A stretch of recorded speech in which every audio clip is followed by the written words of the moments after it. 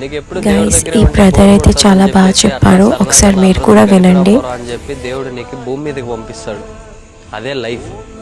భూమి మీదకి వచ్చే ముందరే దేవుడు క్లియర్గా నీకు చెప్పి పంపిస్తాడు. ఏమని, నువ్వు భూమి మీదకి వెళ్ళిన తర్వాత బంధుత్వాలు పెట్టుకొని అక్కడే ఉండిపోదాం అనుకుంటున్నావేమో, అట్లా కాదు, నేను ఎప్పుడు పిలిస్తే అప్పుడు వచ్చేయాలని అని చెప్పి పంపిస్తాడు. కానీ మనం మనుషులం కదా, మనం అవన్నీ లెక్క చేయము.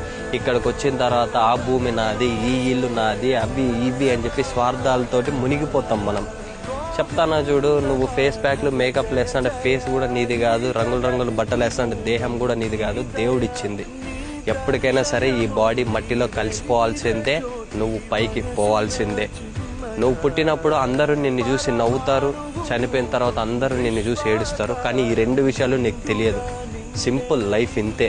దేవుడిచ్చి గడపమని చెప్పిన ఈ 4 రోజులు హ్యాపీగా గడిపేసి వెళ్ళిపో, అంతే తప్ప వేరేవన్నీ మైండ్లో పెట్టుకొని లైఫ్ని అయితే వేస్ట్ చేసుకోవాలి. ఏమంటావు?